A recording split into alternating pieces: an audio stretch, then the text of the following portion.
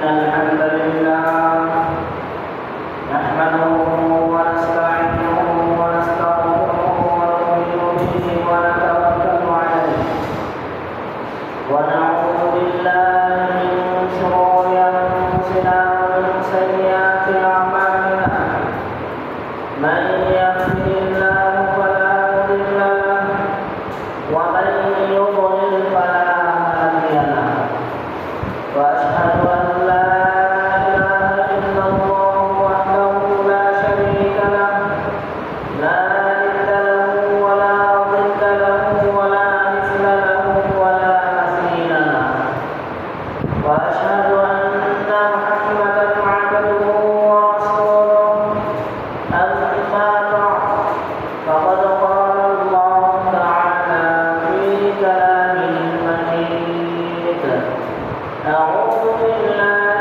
من الشيطان الرجيم وإسماعيل وإدريس وذا الكفل كل من الصابرين وقال رسول الله صلى الله عليه وسلم العلماء ورثة الأنبياء وإن الأنبياء لم يورثوا دينارا ولا درهما إنما ورثوا العلم فمن أخذه أخذ بحظ وافر أو كما قال عليه الصلاة والسلام.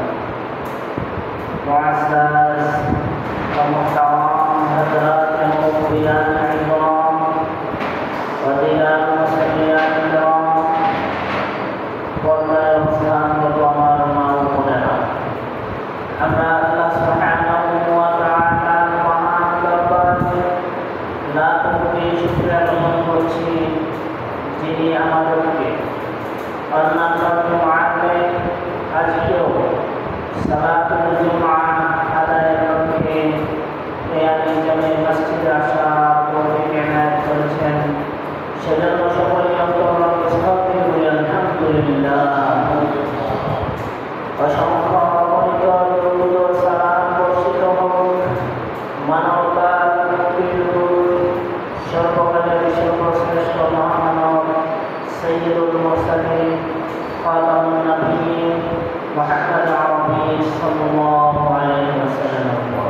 সবাই বলুন আল্লাহুম্মা সাল্লি আলাইহি আল্লাহুম্মা বারিক আলাইহি।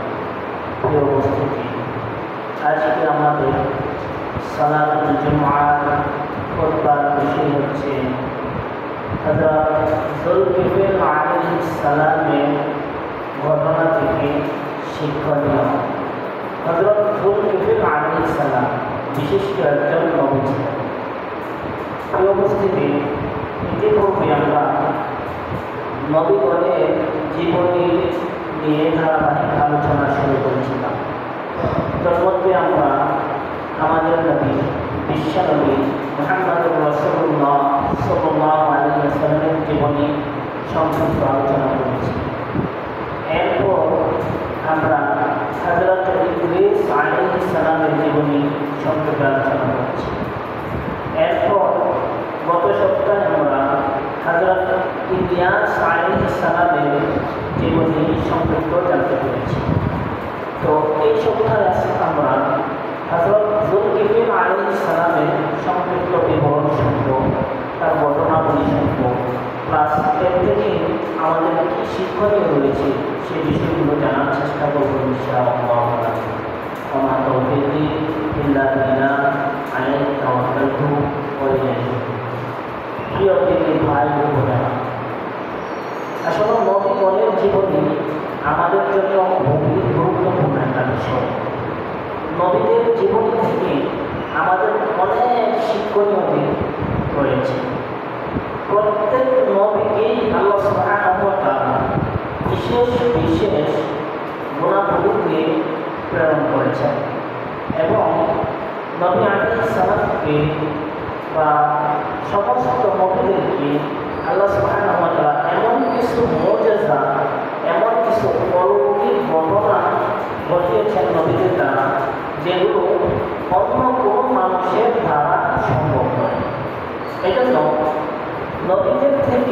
যে ঘটনাগুলো ঘটেছে, নবীদের থেকে যে অলৌকিক ঘটনা আমরা শুনতে পেয়েছি, সেই প্রত্যেকটা ঘটনা থেকে আমাদের শিক্ষণ জাতি হয়েছে।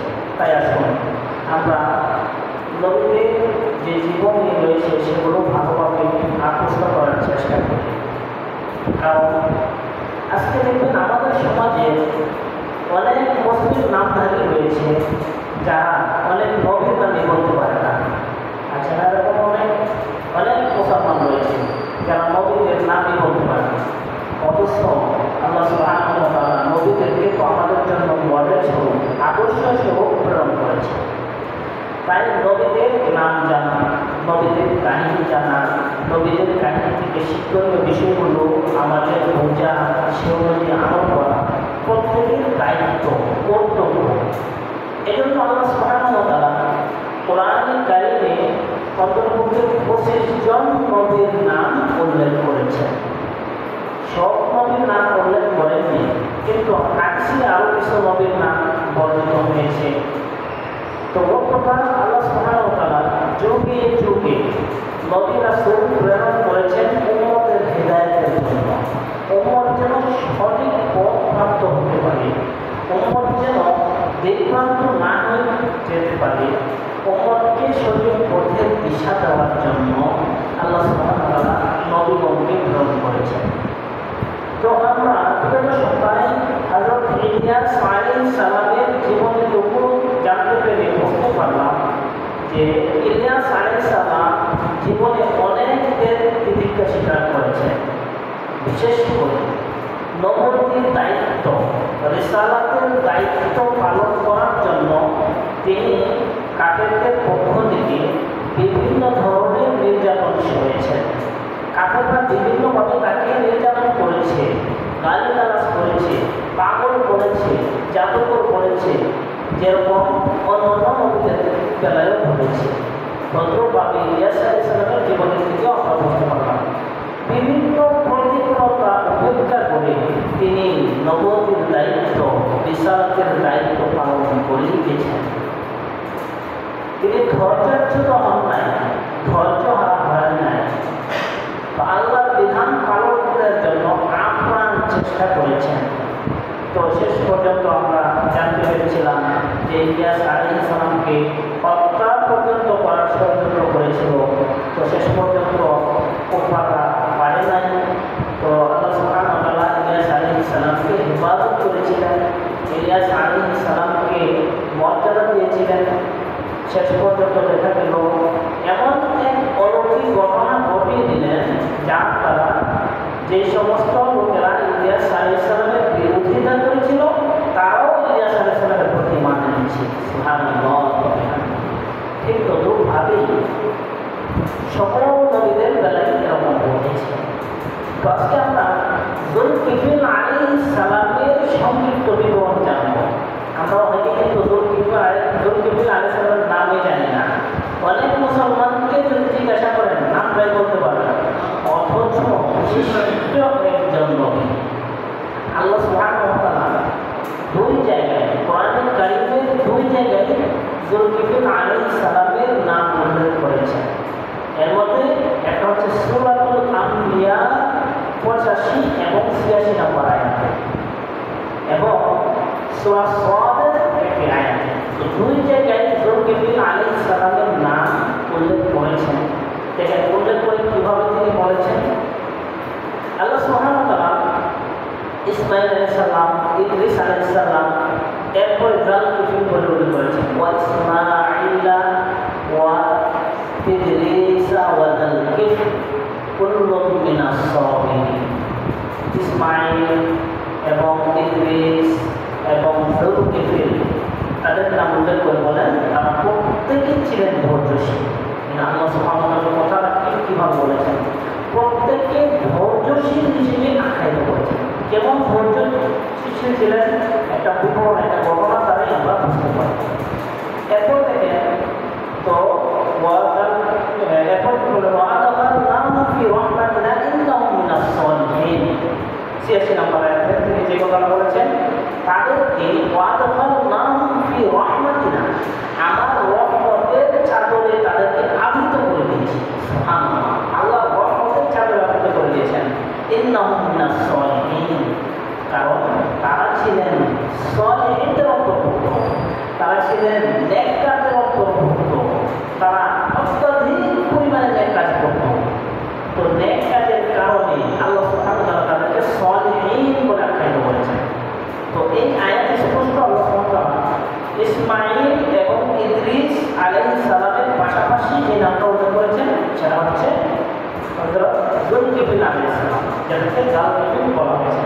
এরপরে সূরার 48 নম্বর আয়াত, এই আয়াতে আল্লাহ সুবহানাহু ওয়া তাআলা ওয়াজকুর ইসমাঈল ওয়াল ইয়াসা ওয়াল কাফির, তুমি স্মরণ করো ইসমাঈল, ইয়াসা এবং যুলকিফল আলাইহিস সালামের কথা।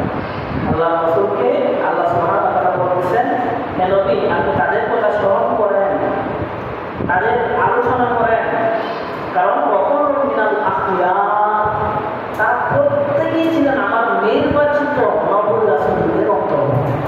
সুবহানাল্লাহ, আল্লাহ সুবহানাহু ওয়া তাআলা তাদেরকে নবী রাসূল হিসেবে সাব্যস্ত করেছেন, আল্লাহ সুবহানাহু ওয়া তাআলা তাদেরকে নবী হিসেবে মনোনীত করেছেন, তাদেরকে নেককার বানিয়েছেন।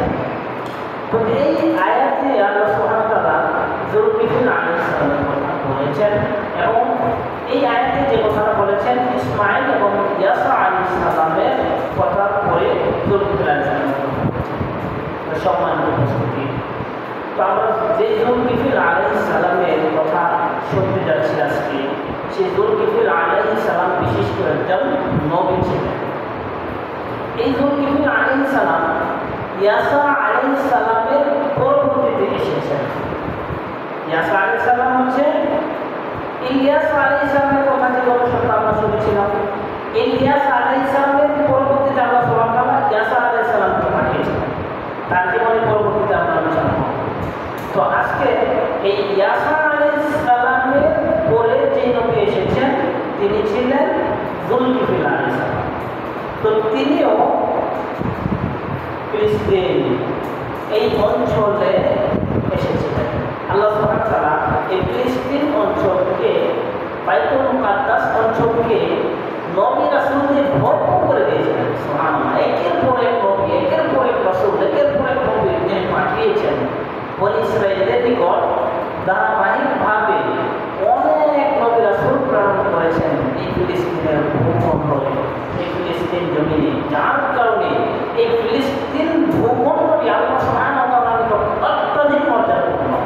বাইতুল মুকাদ্দাস এলাকাটি একেবারে দেখেন পৃথিবীর সুরত্ন থেকে একেবারে কিয়ামতের রাত পর্যন্ত এই জায়গার মূল্যায়ন অবশ্যই থাকবে।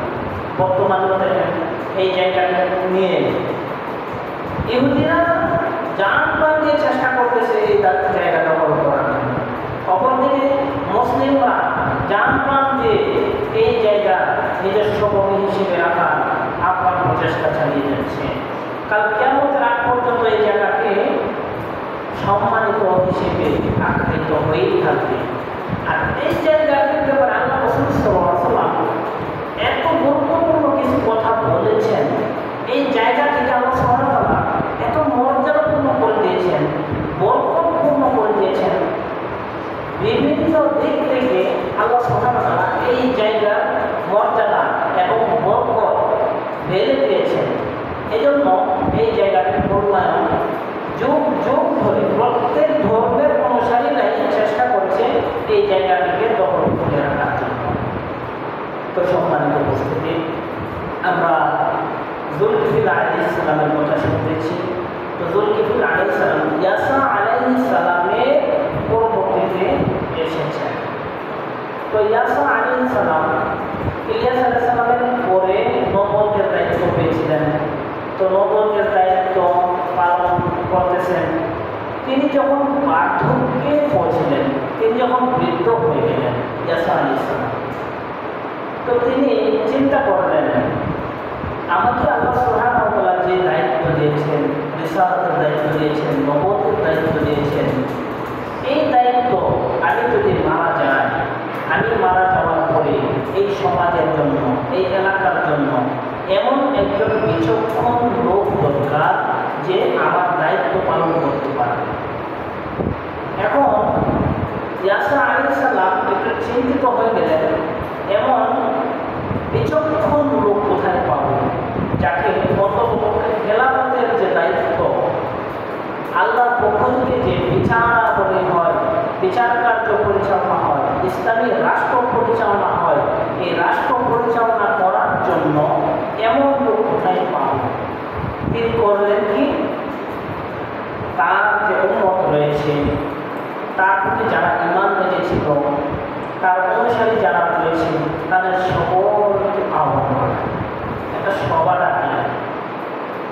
তো একটা সভা ডাকার পরে সবার মধ্যে সবাইকে সামনে রেখে তিনি ঘোষণা করলেন, হে আমার উম্মত, যারা আমার অধীনে চলেছ, আমার কথা মেনেছ, আল্লাহ সুবহানাহু ওয়া তাআলার বিধিবিধান তোমরা মেনেছ, তোমাদের জন্য আমার আশঙ্কা হচ্ছে যে আল্লাহ সুবহানাহু ওয়া তাআলা হয়তো আমার মৃত্যু ঘটিয়ে দেবেন।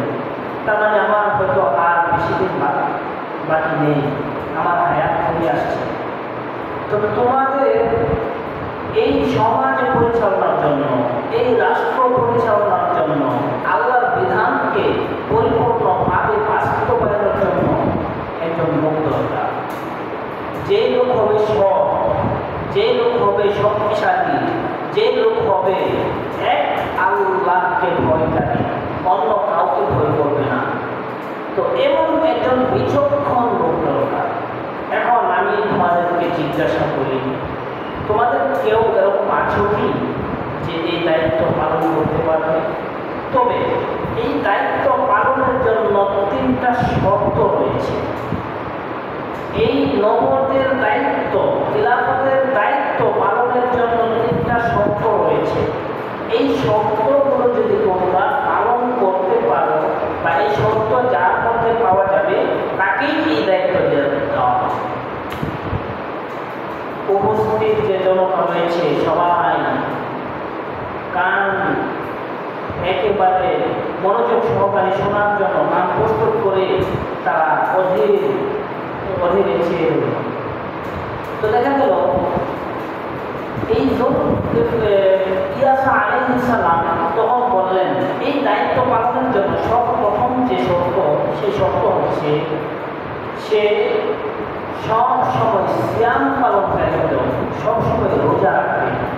সবসময় কি রাখবে? রোজা রাখবে, সিয়াম পালন করবে। এক নাম্বার শর্ত ওই ব্যক্তির জন্য প্রথম শর্ত হচ্ছে সে সিয়াম পালনকারী হতে হবে, রোজাদার হতে হবে, সবসময় রোজা রাখতে হবে। নাম্বার 2 নাম্বার শর্ত হচ্ছে আল্লাহর ইবাদত পালনার্থে ওই ব্যক্তিকে রাত্রি জাগরণ করতে হবে। তার মানে পুরো রাত ইবাদতে কাটিয়ে দিতে হবে, রাত্রিতে ঘুমানো যাবে না। এমনিতেই আল্লাহর বিধান পরিপূর্ণভাবে পালন করা যায় না। আল্লাহর বিধান পরিপূর্ণভাবে পালন করতে হলে আল্লাহর কাছে কান্নাকাটি করতে হবে, রাত জেগে আল্লাহর কাছে চাইতে হবে, পুরো রাত ইবাদতে কাটিয়ে দিতে হবে। 2 নাম্বার শর্ত। এরপরে 3 নাম্বার শর্ত, কোনো অবস্থাতেই রাগ করা যাবে না। কথা কি বোঝা যায়নি? আপনারা বুঝে দিব না? আচ্ছা, তাহলে কয়টা শর্তের কথা বলা হলো? 3টা। 3 নাম্বার কি বলা হলো? কোনো ক্রমে রাগ করা যাবে না। কারণ রাগ এমন একটা বিষয়, রাগ মানুষকে ধ্বংস করে দেয়, রাগ মানুষকে নিয়ন্ত্রণ হারিয়ে দেয়, রাগের কারণে অনেক জঘন্যতম অন্যায় করে ফেলে, রাগের কারণে কোরআন সুন্নাহ থেকে বিদলিত হয়ে যায়, রাগের কারণে অনেক সময় ঈমান চলে যায়। এজন্য এই 3টা শর্তের কথা ইয়াসা আলাইহিস সালাম বললেন। এই 3টা শর্ত যার মানে পাওয়া যাবে, তাকেই এই খিলাফতের দায়িত্বে অধিষ্ঠিত করা হবে। ইয়াসা আলাইহিস সালাম যখন এই 3টা শর্তের কথা বললেন, উপস্থিত জনতা কেউ হাত তুলল না, মাথা তুলল না। একজনে, শুধুমাত্র একটা ব্যক্তি, তাও সে একজন যুবক, হযরত যুলকিফল আলাইহিস সালাম। এই যুলকিফল আলাইহিস সালাম হাত তুলে দেখালেন, আমি পারবো। যখন যুলকিফল আলাইহিস সালাম হাত তুলে তিনি দেখালেন যে তিনি পারবেন, প্রথম দিকে তার বিশ্বাস হচ্ছে না, কারণ তিনি এখনো পূর্ণ বয়সে আসে নাই, তিনি এখনো যুবক। এরপরে দেখতে শুনতেও তেমন একটা ভালো দেখা যায় না, তার বংশমর্যাদাও তেমন একটা বেশি না, তিনি এত সম্মানিত ব্যক্তি না, তিনি বিশ্বাস করতে পারেন, প্রথম দিকে বিশ্বাস করেননি। যার কারণে এই সভা এই দিন মুলতবি করে দিলেন, এই সভা এই দিনের মতো শেষ। পরের দিন আবার সবাইকে ডাকালেন, আবার উপস্থিত জনতাকে লক্ষ্য করে আবার তিনি আগে ভাষণ দিলেন আল্লাহর বিধান পরিচালনার জন্য, ইসলামী হুকুমা প্রতিষ্ঠার জন্য এবং রাষ্ট্র ইসলামী পদ্ধতিতে পরিচালনার জন্য এমন একজন ব্যক্তি প্রয়োজন যে ব্যক্তির মাঝে এই তিনটা শব্দ থাকবে। গতকালের যে শব্দের কথা বলা হয়েছিল, আজকেও তিনি সেই শব্দের কথাগুলো বলেন। তো গতকালের নেই, আজকেও দেখা গেল এই মাত্র একজন ব্যক্তি ছাড়া কেউ হাত তুলতে পারল না। শুধু যুলকিফল আলাইহিস সালাম হাত তুললেন, যুলকিফল আলাইহিস সালাম হাত তুলে দেখালেন আমি পারবো, আমাকে আল্লাহ সুবহানাহু ওয়া তাআলা এই ক্ষমতা দিয়েছেন, আমি সারা রাত্রি ইবাদত করতে পারবো, আমি সিয়াম পালন করতে পারবো, আমি কখনোই রাত করবো না। তিনি বুঝিয়ে দিলেন। যখন ইয়াসা আলাইহিস সালাম দেখলেন তার ইমানি দৃঢ়তা এবং তার কথার মধ্যে এমন নিশ্চয় এত সুন্দরভাবে তিনি কথা বলছেন, তো বুঝতে পারলেন যে না, আসলেই সে পারে। তখন ইয়াসা আলাইহিস সালাম যুলকিফল আলাইহিস সালামকে তার যে দায়িত্ব রয়েছে, খেলাফতের দায়িত্ব, সম্পূর্ণ দায়িত্ব তিনি তাকে বুঝিয়ে দিলেন। সুবহানাল্লাহ। তো যুলকিফল আলাইহিস সালাম ইয়াসা আলাইহিস সালাম থেকে দায়িত্ব বুঝে খুব সুন্দরভাবে সুচারুরূপে রাষ্ট্র পরিচালনা শুরু করলেন। এদিক দিয়ে শয়তান অতিষ্ঠ হয়ে গেল। ইতিপূর্বেও শয়তান বহু চেষ্টা করেছে যুলকিফল আলাইহিস সালামকে পদস্খলন ঘটানোর জন্য। যুলকিফল আলাইহিস সালামের নিকট শয়তানের বাহিনী বারবার প্রয়োগ করেছে তিনি তাকে যেভাবেই হোক কষ্ট করার জন্য, কিন্তু ইতিপূর্বেও পারে নাই, বহু চেষ্টা করেও পারে নাই। যখন শয়তান দেখল যুলকিফল সাল্লাম খিলাফতের দায়িত্ব পেয়ে গেছেন, এত বড় বিশাল দায়িত্ব, নবুয়তের দায়িত্ব পেয়ে গেছেন, শয়তানের আর সহ্য হচ্ছে না। এখন কিভাবে তা থেকে দায়িত্ব শেষ করা যায়, এই পন্থী আনার জন্য চেষ্টা করল। শয়তান করল কেন? তার বাহিনীকে নিয়ে পরামর্শ করলো, সকলকে বলল তোমরা এক কাজ করো, যুলকিফলকে যেভাবেই হোক রাগ নিয়ন্ত্রণের বাহিরে নিয়ে যেতে হবে। তার রাগ যদি নিয়ন্ত্রণের বাহিরে চলে যায় তাহলে সে নবুয়তের দায়িত্ব থেকে বরখাস্ত হয়ে পড়বে। তার মানে গুরুত্বপূর্ণ একটা কৌশল হচ্ছে মানুষকে রাগের মধ্যে ফেলে দেওয়া। শয়তানের একটা বড় চক্রান্ত। মানুষকে যদি রাগের মধ্যে ফেলে দিতে পারে, অনেক ক্ষেত্রে ঈমান হারা হয়ে যায়। মানুষকে যদি রাগের মধ্যে ফেলে দিতে পারে, মানুষ কোরআন সুন্নাহ থেকে বিদূরিত হয়ে পড়ে। এই জন্য সব শয়তানের এখানে যে চেষ্টাটা তার রাগ নিয়ন্ত্রণের বাহিরে নিয়ে যেতে পারে, এই চেষ্টাটা। তো দেখেন তার বাহিনীকে যখন বলল যে যুলকিফলকে যেভাবেই হোক নবুয়তের দায়িত্ব থেকে, খিলাফতের দায়িত্ব থেকে সরাতে হবে, এখন তোমরা কি করো? শয়তানের যে বাহিনী রয়েছে সেই বাহিনী আগেও বহুবার চেষ্টা করেছে, এখনও তারা বলেছে জনাব আমরা বহু চেষ্টা করেছি তাকে ইসলামী বা আল্লাহর ইবাদত থেকে দূরে সরানোর জন্য, কিন্তু আমরা পারি নাই, এখনও পারবো না। শয়তান বলল তাহলে আমি নিজেই এখন চেষ্টা করব, তাকে কিভাবে নবুয়তের দায়িত্ব থেকে বরখাস্ত করা যায়, এজন্য আমি নিজেই দায়িত্ব নিলাম। শয়তান বলল কে? যুলকিফল আলাইহিস সালাম তিনি পুরো রাত কিন্তু ঘুমাতেন না, সারা রাত ইবাদতে কাটিয়ে দিতেন। তো সারা রাত যখন ইবাদতে কাটিয়ে দিতেন তো সারা রাত না ঘুমাইলে স্বাভাবিকভাবে চোখের মধ্যে একটু ঘুম লাগবে।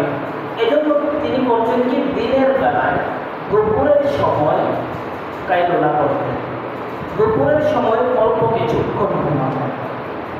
দুপুরের ঘুমটা উপকারী, দুপুরে খাওয়ার পরে ঘুমটা উপকারী, অল্প কিছুক্ষণের জন্য কাইলুলা করা।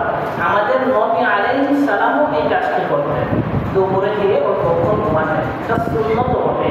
রাসূল সাল্লাল্লাহু আলাইহি ওয়াসাল্লাম যেহেতু করেছেন, অতএব আমাদেরও উচিত যদি ঘুমের প্রয়োজন থাকে দুপুরের পরে অল্প কিছুক্ষণ ঘুমানো, খাবারের পরে অল্প কিছুক্ষণ ঘুমানো। সুন্নত আদায় হবে, শারীরিকভাবেও আমাদের উপকার সম্মানিত হবে।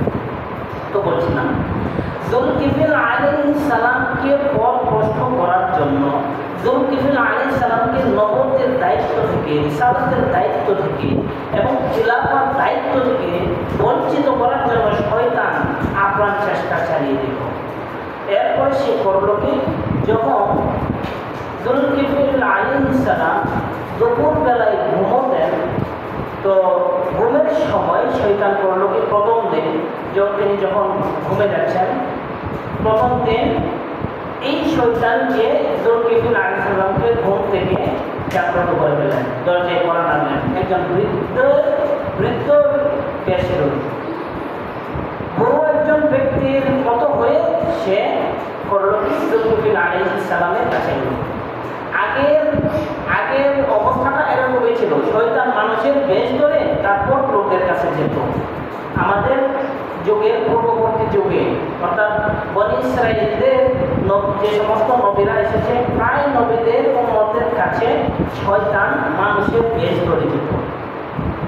তো ঠিক তদ্রূপভাবে যুলকিফল আলাইহিস সালামের কাছেও করলো কি, ওই লোক গেল, যে এই শয়তান গেল মানুষের বেশ ধরে, একজন বৃদ্ধের বেশ ধরে গিয়ে তাকে ঘুম থেকে জাগ্রত করে ফেলল।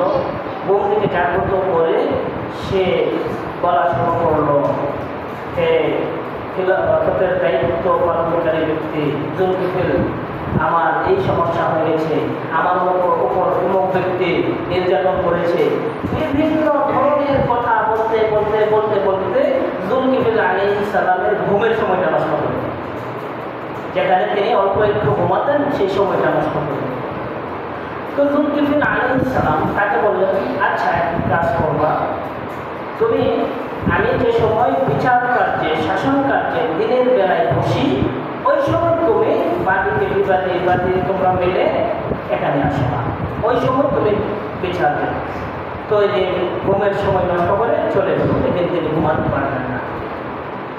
তো যুলকিফল আলাইহিস সালাম তাকে বলে দিলেন কি, পরদিন যেন বিচার যে সময় হয় ওই সময় বিচার কার্যে যে সময় তিনি বসেন শুক্র আসার জন্য।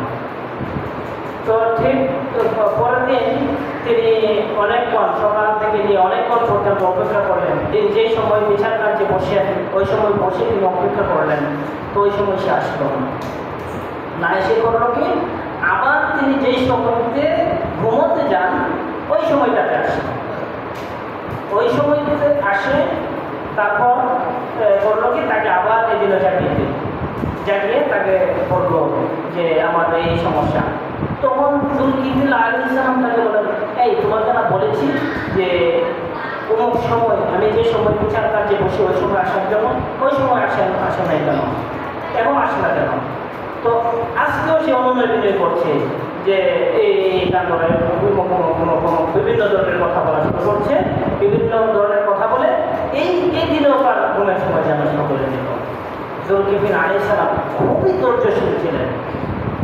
এত কিছু শোনার পরেও তিনি ধৈর্য হারা হন নাই। 2 দিনের ঘুম নষ্ট করে ফেললেন, তারপর তিনি ধৈর্য হারা হন নাই। এরপরে আবার এদিন বলে দিলেন, তুমি আগামীকাল অমুক সময় আসো। তো সেটা চলে গেল। এরপরে যুলকিফল আলাইহিস সালাম দুপুরে থেকে তার পরিবারের লোকজনকে বলে দিলেন, আজকে যদি কোনো লোক আসে তো তাকে গেট খোলার জন্য দেবা না, সে গেটের বাইরে থাকবে, অপেক্ষা করবে, আমি যখন ঘুম থেকে উঠবো তখন বিচার দেবে। তো পরিবারের লোকদেরকে যখন বলে দিল, তো দেখা গেল তিনি ঘুমিয়ে পড়লেন। ওই দিন একই কাণ্ড, ওই শয়তান আসলো, আসার পরে গেট দিয়ে ঢোকার চেষ্টা করছে। পরিবারের লোকেরা বলল যে না, ঢোকা যাবে না, অনুমতি নেই। যুলকিফল আলাইহিস সালাম বাধা দিয়েছেন, নিষেধ করেছেন। তো সে তাদেরকে অনুমতি করলো যে আমার এই সমস্যা, তার কাছে যেতে হবে। পরে বললো যে না, অনুমতি নেই। ও করলো কি, শয়তান একটা ছিদ্র দিয়ে ঢুকে ফেলল, ঢুকে সরাসরি যুলকিফল আলাইহিস সালামের দরজায় কড়া নাড়লো এবং তাকে ঘুম থেকে জাগ্রত করেছে। যুলকিফল আলাইহিস সালাম আশ্চর্য হয়ে গেলেন, দেখলেন দরজা ঠিকই লাগানো, দরজা লাগানো, কিন্তু এই তো ঢুকে গেছে। তার বুঝতে বাকি রইল না, সেও আর কেউ নেই, সে আল্লাহর দুশমন, সে শয়তান, সে মারদুদ, সে আমার ঘুম নষ্ট করে আমাকে রাগান্বিত করার চেষ্টা করছে। তিনি বুঝতে পারলেন। তো সাথে সাথে জিজ্ঞাসা করলেন, কি হয়েছে তোমার? তুমি এই সময় আসছো, কিভাবে আসছো? তুমি তো অবশ্যই আল্লাহর দুশমন। তো সে বলল যে যুলকিফল, তুমি সঠিকই বুঝতে পেরেছ। আমি বারবার চেষ্টা করেছি তোমার রাগ নিয়ন্ত্রণের বাহিরে নেওয়ার জন্য, তোমাকে রাগান্বিত করার জন্য, কিন্তু আসলে আমি পারিনি। আমি বহু চেষ্টা করেছি, কিন্তু তুমি যেই দায়িত্বগুলো নিয়েছ সেই দায়িত্বগুলো থেকে বরখাস্ত করার জন্যই আমি চেষ্টা করেছিলাম, কিন্তু আমার পক্ষে সম্ভব হয় নাই। তুমি বুঝে গেছো। তো যুলকিফল আলাইহিস সালাম শয়তানকে বলে দিলেন যে তুমি যতই চেষ্টা করো তুমি পারবে না, কারণ আমি সরাসরি আল্লাহর রহমত দ্বারা বেষ্টিত। সুবহানাল্লাহ। তো এখানে যুলকিফল আলাইহিস সালামকে বহুবার শয়তান চেষ্টা করেছে পদচ্যুত করার জন্য, যুলকিফল আলাইহিস সালামকে ধৈর্যহারা হওয়ার জন্য, যুলকিফল আলাইহিস সালামের রাগ নিয়ন্ত্রণের বাইরে নেওয়ার জন্য, কিন্তু পারে নাই। স্বয়ং আল্লাহ সুবহানাহু ওয়া তাআলার রহমত দ্বারা বেষ্টিত। তো এই যুলকিফল আলাইহিস সালাম তিনি ধৈর্যশীল ছিলেন। অতএব ধৈর্যের গুণ আমাদেরকে অর্জন করতে হবে।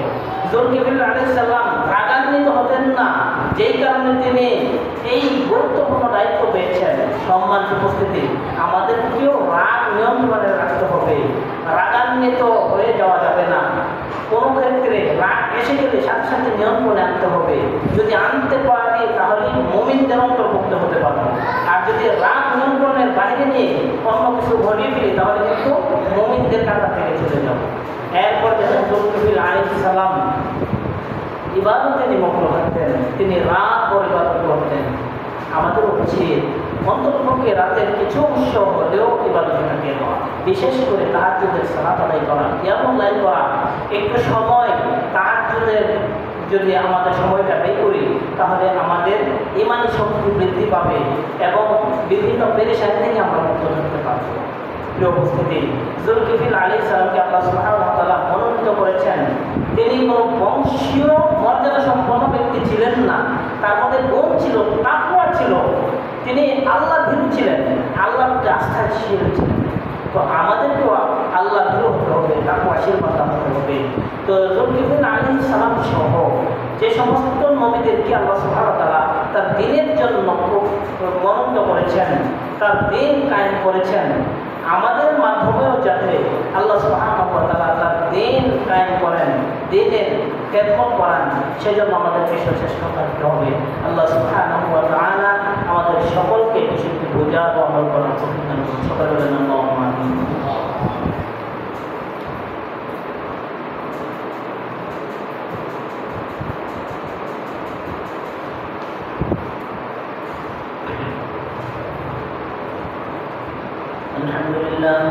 الحمد لله نحمده ونستعينه ونستغفره ونؤمن به ونتوكل عليه ونعوذ بالله من شرور انفسنا ومن سيئات اعمالنا من يهده الله فلا مضل له ومن يضلل فلا هادي له واشهد ان لا اله الا الله وحده لا شريك له لا ند له ولا ضد له ولا مثل له ولا مثيل له واشهد ان محمدا عبده ورسوله اما بعد فقد قال الله تعالى في كلامه المجيد اعوذ بالله من الشيطان الرجيم ان الله وملائكته يصلون على النبي يا ايها الذين امنوا صلوا عليه وسلموا تسليما اللهم صل على محمد وعلى ال محمد كما صليت على ابراهيم وعلى ال ابراهيم انك حميد مجيد اللهم بارك على محمد وعلى ال محمد كما باركت على ابراهيم وعلى ال ابراهيم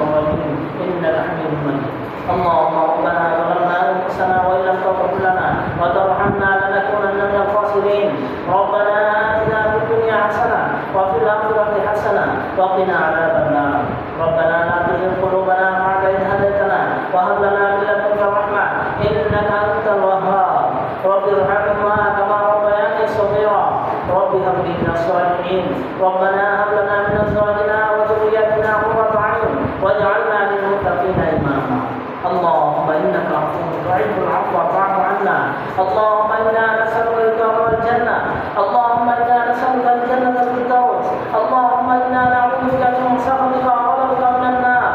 اللهم اكفني بحلالك عن حرامك واغنني بفضلك عمن سواك. اللهم أعز الإسلام والمسلمين، اللهم انصر المسلمين والمجاهدين، اللهم انصر من نصر دين محمد صلى الله عليه وسلم واجعلنا منهم. اللهم اغفر من خذل دين محمد صلى الله عليه وسلم ولا تجعلنا منهم. اللهم اعز الإسلام والمسلمين، اللهم انصر المسلمين، اللهم انصر المسلمين في سائر البلاد، اللهم انصر المسلمين في فلسطين، اللهم انصر المسلمين في غزة، اللهم انصر المسلمين في سائر البلاد. اللهم اخذل من خذل دين محمد صلى الله عليه وسلم، اللهم اخذل اليهود والنصارى، اللهم اخذل من خذل دين محمد صلى الله عليه وسلم. اللهم احفظنا من كل بلاء الدنيا وعذاب الآخرة. اللهم حبب إلينا الإيمان وزينه في قلوبنا وكره إلينا الكفر والفسوق والعصيان. وصلى الله على نبينا محمد وعلى آله وصحبه أجمعين. أقول قولي هذا أستغفر الله لي ولكم ولسائر المسلمين فاستغفروه